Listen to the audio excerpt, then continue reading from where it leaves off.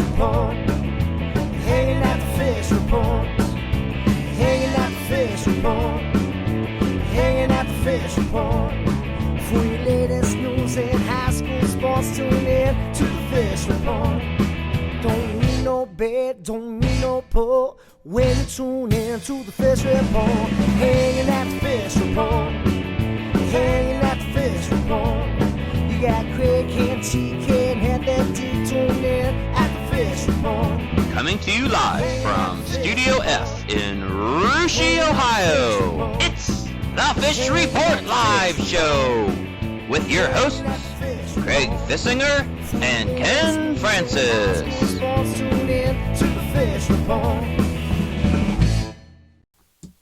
Welcome, everyone, to another Fish Report Live. I'm Craig Fissinger. Back this week is Ken Francis. Of course, back in the sound room, we have TK and Heavy D. We'll be joining those guys in just a few moments. And Ken, you were gone last week. You picked a good week to come back, though, because we're in mid-May. You know what that means? The end of the regular season, the beginning of the postseason, right? Absolutely, Craig, and it's tournament time in softball, baseball. It's postseason in the track. A lot of league meets firing up this weekend, Craig. Can't be a better day in baseball today, softball, and like I said, just a lot of fun out there for high school sports. Well, we're going to have a lot of fun tonight because we're going to talk some baseball. We're going to talk some track and field. We're also going to talk some softball, including an interview with maybe one of the hottest hitters on the planet right now. Absolutely, Craig. Really looking forward to talking to Russia star Maria Herron. She's just absolutely ripping the cover off the softball right now. And, she's got the Raiders playing very well. They're tied for first place for the Shelby County League with Fort Loramie and Houston, Craig. And we'll see if they can make a postseason tournament run, something the Raiders softball program has yet to do because they typically run into these tough CCC teams, Craig. But this could be the year. I really think Russia's got a talented group. And, Craig, they have no seniors on that team, so look out. Coach Baker's got a lot of talent on that team. All right, well, can't wait to talk about that and get to that interview with Maria. Before we do, though, just like we do every week, we have a weekly poll question, and tonight's question happens to be an SCAL softball question. Yes, it is, Craig. We're going to talk SCAL softball pitchers, Craig. Which one of these four is the toughest to hit? And they lead the Shelby County League in wins, and they've led their teams to very successful seasons. Is it Maddie Borchers from Russia, Megan Coppin from Fort Loramie, Kayla New from Houston, or Olivia Place from Anna? Which of those softball pitchers is the hardest to hit? Yeah, four good pitchers there. Win-loss records, very good. A lot of strikeouts, and if you're watching us on the Fish Report Live page right now, you can help us answer tonight's poll question. Just scroll down, click your answer, and check the results out. If you're watching us on NK Telco or GameFace Ohio, we will have those results for you at the end of the show.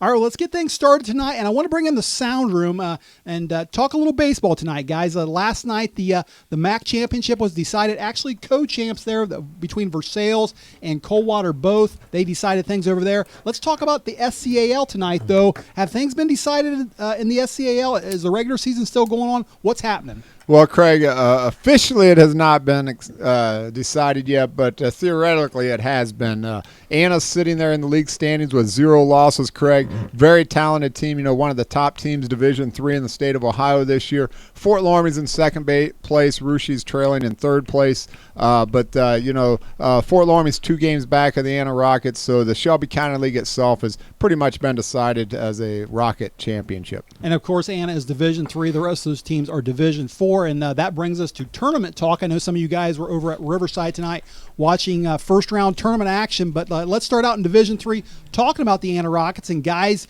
who are they playing? Where are they at right now? Well, Craig, hot off the wire, the 2-11 Dixie Pirates are now Greyhounds. Pirates are Greyhounds. The Dixie Greyhounds are now 3-11. They will take on the Shelby County Anna Rockets at 14-1-1.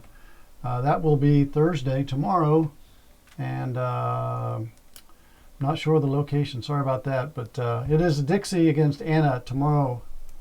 Well, if you're a Greyhound fan, that's bad news. That's real bad news. And Anna, of course, has got their ace there, Alex Brinkman, and pitching very well this year. Anna's got a lot of talent there, Craig. Like I said, I've been following a lot of these Anna kids for several years. They've got, Luke Albert's one of the greatest hitters in Shelby County League's ever had. Alex Brinkman, one of the better pitchers Shelby County League's ever had. Just a lot of talent from top to bottom. I really look forward, Craig, as Anna makes a run through this tournament trail. I would love nothing more to see than a regional matchup between the two local teams, both Division III powers, the Anna Rockets and the Versailles Tigers. Maybe a Brinkman versus Brett McEldown. You know what, Craig? If I'm around, I'm going. That should be a good one. All right, let's skip ahead and talk a little Division IV, and we're talking SCAL, so let's go to the Troy sectional. Guys, what's going on in the Troy 1 sectional? The Troy 1 sectional, let me see who we got there. Triad did move on. Triad topped Covington tonight in that side of the bracket. Then the bottom side, we had Fort Laramie against Mechanicsburg, and Fort Laramie moves on that. So next Wednesday, May 18th, we've got Triad at 16-7, number 2 in the bracket, against number 3 Fort Laramie at now 14-5. Yeah, it's going to be a good game there, Craig. Triad, I've seen them play over the years. A lot of talent there. They lost their ace pitcher from a year ago. He now pitches at the University of Cincinnati. He's a very good one, but he's gone. He's graduated. Triad's still got a lot of talent. But I look for Fort Laramie due to the strength of the schedule they've played throughout the season. I look for Fort Laramie to advance. And guys, Fort Laramie kind of an interesting team because they're doing it with not only some good seniors, but also a lot of young talent too, aren't they? They got some freshman pitchers on that team, and yes, they do. They got Jared Mittendorf. He's pitched a lot of big games for the Redskins this year. AJ Billings, Craig, he's pitched a lot of big games for him. So a lot of talent in that freshman class. But Drew Worman, the senior, he kind of leads the team. He's kind of the straw that stirs the drink over there for the Redskins from an offensive standpoint. And got a very good catcher over there, Coach Sturwald, excellent coach. And, we talked about it a week or two ago. Coach Sturwald, he finds a way to win close games, and look for him to do the same thing against Triad. A lot of good hitters on that team, too, including a Hilgefort and a Burning that are doing very well. So be an interesting team to watch, as always. Guys, let's jump ahead to the Troy 2 sectional, and our Russia Raiders are in that. And who are they going to be playing on Thursday, or Wednesday, excuse me? So Russia did defeat Riverside over there at Riverside tonight. That was an 8-2 victory for the Raiders. And on the bottom side of that, Lehman Catholic beats Bodkins. So next Wednesday, May 18th, we'll see our Russia Raiders against Lehman. And most likely, I think that'll probably end up being at the Pickwa Ball Field. So we'll look for that next Wednesday night. Guy, that Russia Riverside result, kind of a surprise, just because I've seen Riverside ranked so high, a lot of good hitters over there, and a very good record by the Pirates. Not a surprise, Craig. You going into that game, the Raiders, to me, Coach Flippo's got his team playing very well. Russia has undoubtedly played one of the toughest Division IV schedules in the state of Ohio. Not only they played Laramie twice, they play Anna twice. They played Fort Recovery in a doubleheader. They played Minster. They played Versailles. They played Arcanum in a doubleheader. So very tough schedule for the Raiders. Riverside, on the other hand, Craig, they played in the NWCC, a very weak baseball conference. I'll come right out and say it. It's no surprise that they were sitting at 20-6 in that game. Had they played Russia's schedule, Craig, they'd have 10, 12, 13 losses. But Riverside, nice team. Good win for the Raiders. But not a surprise. Another team that plays in the NWCC is, of course, Russia's next opponent, the Lehman Cavaliers, and they got kind of an X factor on that team because they have a pitcher throwing now that wasn't throwing at the beginning of the season. Right. Now, I won't shortchange the Lehman Cavaliers. Coach King's got himself a nice team over there, Craig. But they're led by a pitcher who, like you said, hasn't pitched a whole lot this year, Craig. And that's the crafty left-hander by the name of Nate Bosway. Nate's been through a lot already. He's had Tommy John surgery last year. Kid's thrown a ton of innings since he was about in 5th grade. I've seen the kid pitch for a long time. Excellent pitcher. And not only him, Craig, but they've got another pitcher over there. Help me out, by the name of TK knows this one, doesn't he? I lost all of a sudden as well. You put me on the spot, and I can't think of it. I can't think of his name either. I'm sorry, but great pitcher over there. So Lehman's a good team. They got a great catcher. I do know that, by the name of Max Shutt. And but look for Nate Bosway to take the mound against the Raiders. and it should be a good game. All right, well, that's good stuff, and that'll certainly be a good matchup next week. Yes, it will. All right, guys, well, let's move ahead and talk a little track and field. We're going to stick with the SCAL, and, of course, the prelims tonight for the SCAL was this evening, and they did run a few finals and some field events, and also the 4x8, and I think there was a new record set in the 4x8 tonight, wasn't there? Yes, there was. Rushi's 4x8 relay team set a new Shelby County League meet record, Craig. They ran a 9:47. And that team, TK, I'll let you talk a little bit about that team because you're pretty close to one of the girls on that squad. Yeah, the team put together a nice run tonight. Started out with Shay Gubeau, Molly Kearns, Megan Frazier, and ended it with Grace York. They did pull out the victory over Botkins. The girls got a nice lead going into the final lap, and we knew it would be a dogfight between Grace and Chloe Flora up from Botkins, and everybody knows what a runner she is. Grace did a great job. They all did a great job, and Grace held her off at the end. Got a 9:47 something to take the Shelby County record for the league meet. So girls are running very well right now. A good time. Everyone ran really well, and everybody's really happy with the way they started the night with that run today.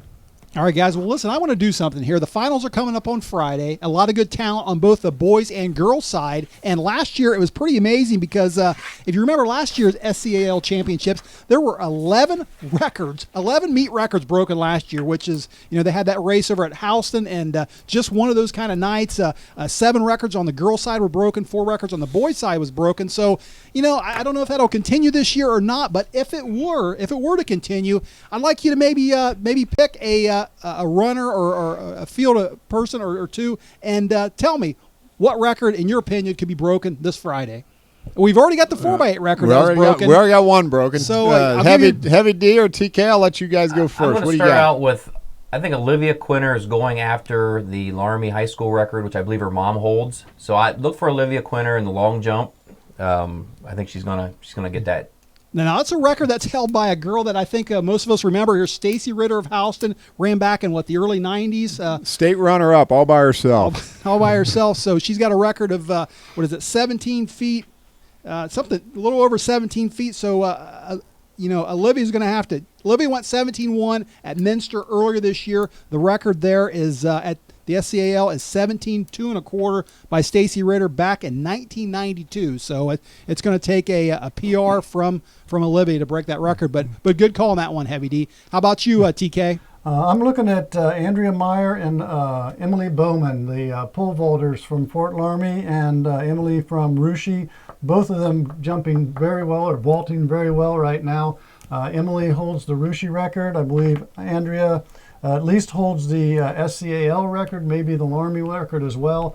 I see those two battling it out, and I think a record's going to come out of that for the SCAL. Good call on that one, TK. I'm with you there, too. Could be any one of those two. Let's play a little video here of my future favorite Naval Academy cadet, Lauren Heaton.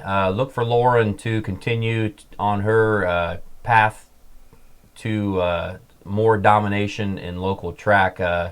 Lauren's going to be running in the 100, the 200, the 400, and who else? Nobel in the 800. Maybe the 800. Who else knows what she's going to be running in? That's a busy day. That is a busy day, and she actually she ran that 400 last week at the Covington Invite. Ran a time of 57.88.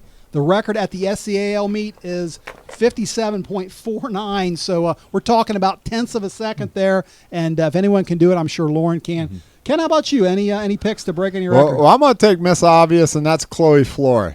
She's going to the University of Dayton next year. She's been a phenomenal runner. She's one of the long string of great distance runners in the Shelby County Athletic League. And I think she could break a couple records, Craig. The 16 and the 32. I think Chloe has the talent. A lot of it's going to depend on the weather. And I think the weather's going to be cool, which will be into her benefit. And so look for Chloe to break at least one record, maybe both records when it comes distance day on Friday night. Of course, she set that SCAL record in the 1600 last year, so she'd be breaking her own record. Yeah. And the 3200, the record belongs to another very good runner by the name of Jamie King. And I think most of us remember Jamie back in the day. That record was set back in 1994, and she ran an 11:23. You know what? Chloe's clocked, I think, an 11 flat just a couple meets ago. Right. So, and another little added incentive there, Craig, because obviously Jamie King was a Botkins High School graduate. Chloe, of course, from Botkins as well. So, that adds a little bit of incentive in there for her to get that record. Look for Chloe, who's had an outstanding career, to break at least one of them 2 records. All right, I'm going to pick one, too. I think one given is one of the Anna boys over there, Logan Const over there at Anna in the pole vault. He actually, the meet record is 14.7 1/4. Last year, if you remember, at state, he went 15.8 last year, so well above that height. He's been right around the 14-foot mark so far this season. I don't know if he's gone above 14 foot. He certainly hasn't got up to that 14.7 1/4, but if there's a time to do it, it'd be this Friday. Mm-hmm. So good stuff there, guys, and it's something to look forward to this Friday, and should be a lot of fun out there at Fairlawn where the county meet is this year. And that's going to wrap it up for our first half of the show. We're going to take a short break, but stay right there because when we come back, we're going to talk some softball, including that interview with Russia star Maria Herron.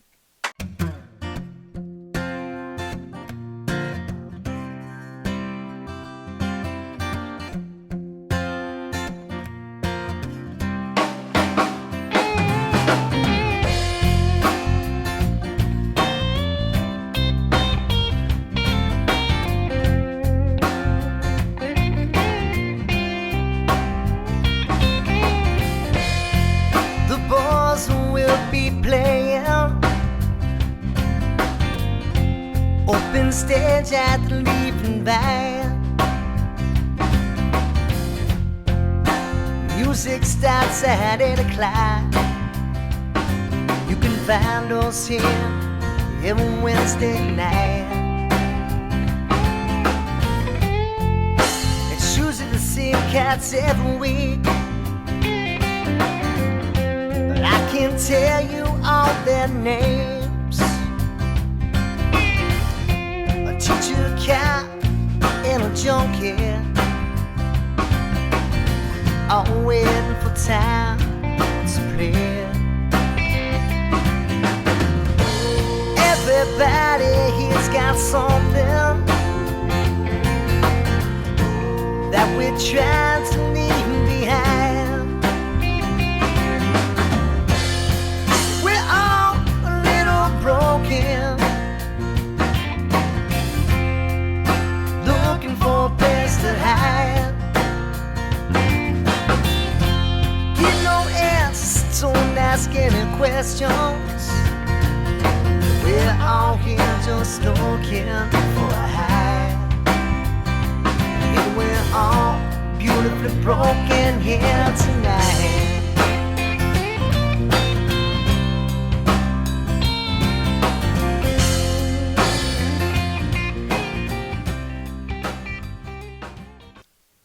Welcome back, everyone, to the second half of Fish Report Live. Before the break, we were talking some baseball and some track and field. We're now going to go back to the sound room and check in with Heavy D for our weekly segment on TV shows, famous TV shows that Fish Report Live has either tied or passed up. Heavy D, tonight is episode number 157. And I know that last week you teased us and said that tonight's show that we passed up some big classics. So what do you have for us? All of these, there's four series that aired back in the 50s and 60s, and only one of these aired after TK was born, if that tells you how old they are. Let's start with one of my local favorites called The Cisco Kid. And never seen the show in my life. It was a Western. A fun fact, this was the first TV series in color. Nice. Well, they're in black and white but that horse looks like it's stuffed. Let's move on. The Jackie Gleason Show. I remember that one. Of course. Remember Jackie Gleason? Another fun fact for those you that grew up in the 80s, he played Buford T. Justice in Smokey and the Bandit. Oh, nice. I remember Jackie that. Gleason. I remember that. Absolutely. Put that face to that name.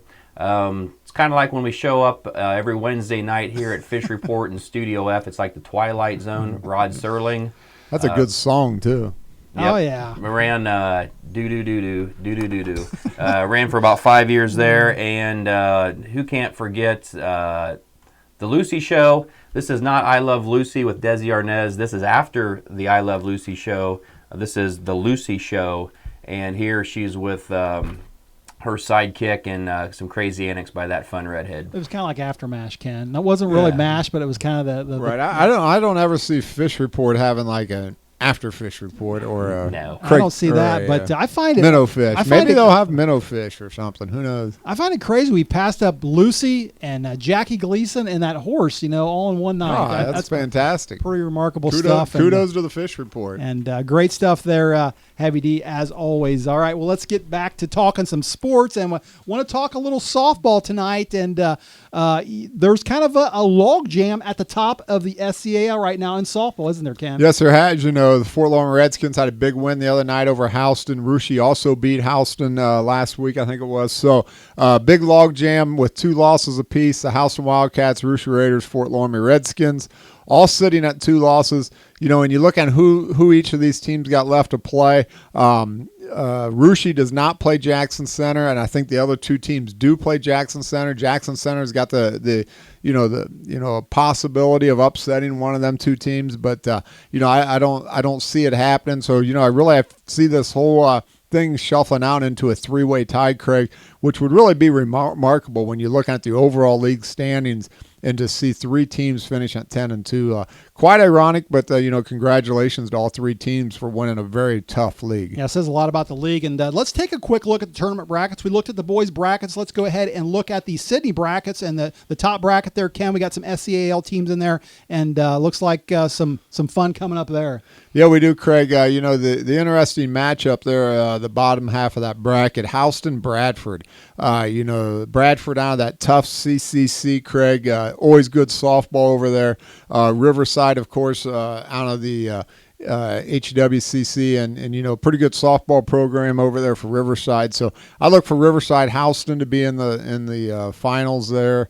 Going to be a tough game. I don't know. That's a tough matchup there. All right, well, let's take a quick look at the Sydney 2 bracket while we're in the Sydney sectional. Well, look for the Rushi Raiders to cruise over Fairlawn, Craig. They'll take on, I'm sure, Covington in the finals. Covington, a very good team. Rushi, a very good team.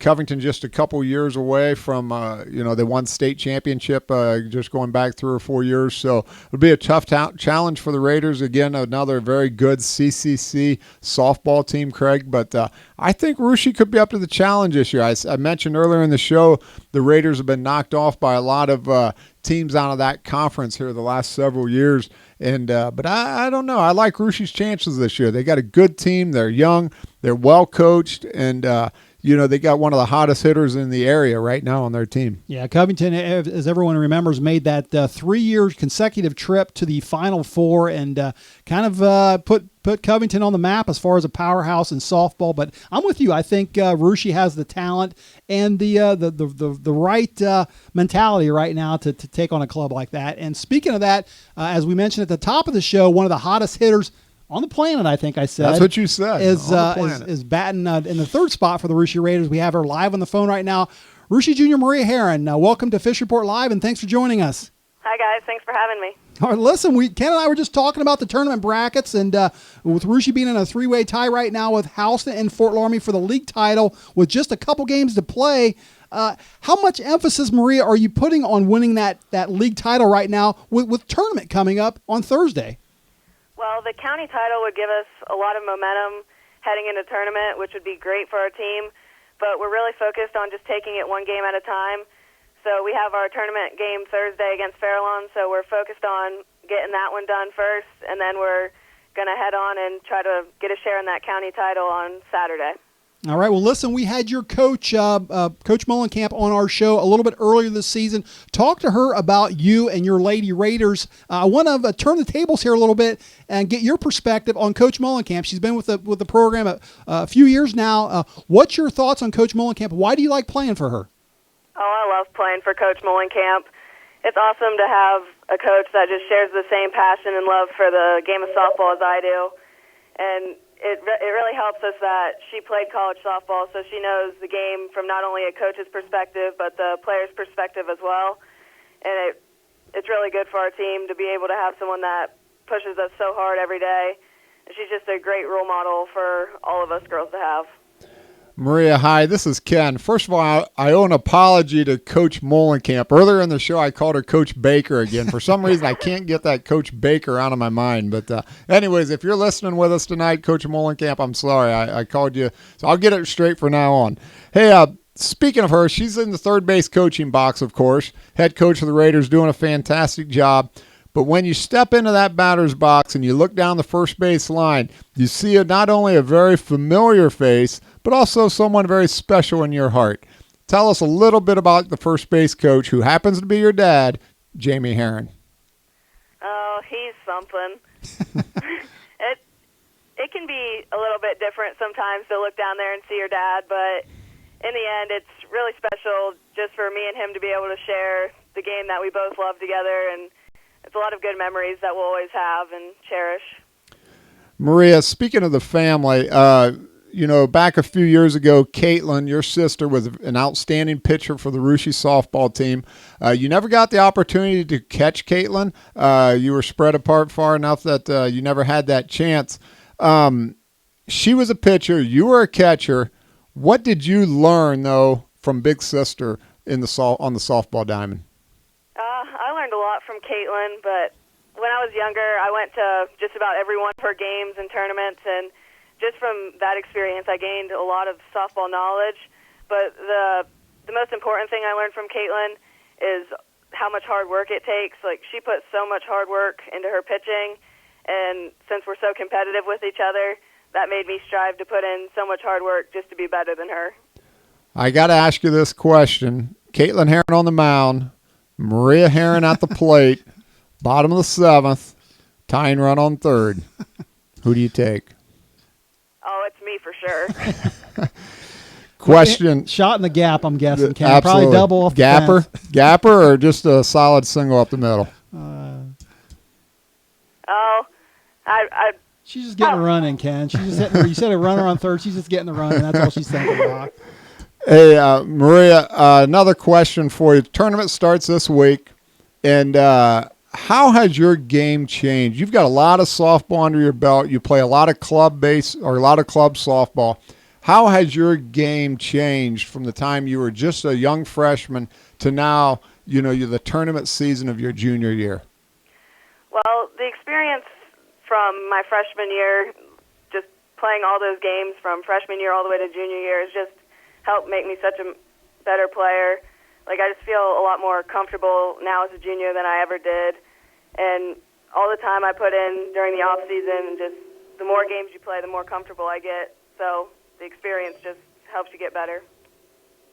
All right, listen, Maria, one more question and we'll let you go, but we want you to help us answer tonight's Fish Report Live poll question. And tonight we asked all of our viewers out there, which SCAL softball pitcher is the toughest to hit? I think you know all three of these girls, but our first choice was Maddie Borchers, your teammate over there at Russia, Megan Coppin over at Fort Laramie, Kayla New at Houston, or Olivia Place over there at Anna. I'm assuming you faced all four of them, maybe one of those in practice, but who's your pick for the toughest SCAL softball pitcher to hit? Well, I'd pick Maddie Borchers, but since I don't really get a hit off of her ever, if I had to choose a different one, I would probably choose Megan Coppin. I've never hit my best game against her, so that's who I would have to go with. Well, listen, that's a great answer right there. Very talented pitcher for the Fort Laramie Redskins there, Maria. Listen, you've had an outstanding season. You got theoretically speaking, still a very young softball team over there with Coach Molenkamp. You guys are a lot of fun to watch. There's a lot of excitement in a fast-pitch softball game. Looking forward to a nice tournament run for you guys, and best of luck in the postseason. Thank you. Thanks for having me. Thanks, Maria. Thank you. Bye. All right, that was Russia junior catcher and softball star over there, Maria Herron. And Ken, you did say a young team. They are very young. No seniors on that team. No seniors on the team, Craig. A lot of talent. Like you said, Coach Molenkamp, the kids love to play for, and they're exciting to watch. It's been a lot of fun, and I look for a continued nice tournament run for them. All right, and that's about going to wrap it up for us tonight. I do want to mention one other news note, Ken. I saw a little bit earlier in the week in the paper, a news note. Of course, Sydney has a new boys basketball coach over there, and John Willoughby, the former 30-year coach over at Houston. And he's going to have an interesting schedule already his first season, isn't he? Right out of the gate, Craig, not only does he have the interesting G-Walk to battle, but, Craig, he's also going to be in Flying to the Hoop 2017. Really looking forward to that tournament, Craig. Our Russia Raiders participated in that a couple years ago. Just a fantastic weekend, a lot of fun, some great competition. And Sydney Yellow Jackets are going to be there. Versailles Tigers are going to be there. I know Bethel's going to be there. So a lot of local teams, I think they're going back to that flow of getting these local teams there, great crowd support, and should be some interesting matchups. Yeah, certainly a lot of talent in this area, that's for sure. All right, one more thing to do, and that is tonight's poll question. Cam, why don't you read that to our viewers again, and we'll have TK check on the results. Well, like Maria Herron just read the question as well, but which SCAL softball pitcher is the toughest to hit? Is it Maddie Borchers from Russia, Megan Coppin from Fort Loramie, Kayla Dewan Houston, or Olivia Place of the Anna Rockets? TK, what's our viewers saying? Well, I got a feeling that the whole Russia softball team is watching the show tonight and voting, because Maddie Borchers gets 79% of the vote. That's 15 votes, and the rest fall to Megan and Kayla. So Maddie think has all her teammates out there voting for her right now. I've got to say that Megan Maria picked Megan Coppin as the toughest to pitch against. I think Maria only hit about 550 off Megan in her career. Broader average. That's right. When you got average. a 650 hitter, that's 500 is not so That's great. right. Well, Maddie Borchers had a great year as well for the Raiders, and probably a good choice by our viewers out there. So appreciate everybody participating in our poll question tonight. All right, well, that's going to do it for us tonight. And do want to say special thanks to our guest, Maria Herron, for joining us on the show tonight. Ken and I and the crew will all be back again next week, same time, same place. Until then, have a great rest of the week, and good night, everyone. Hanging at the fish report. Hanging at the fish report. Hanging at the fish report. Hanging at the fish report. For your latest news in high school sports, tune in to the fish report. Don't need no bed, don't need no pull when you tune in to the fish report. Hanging at the fish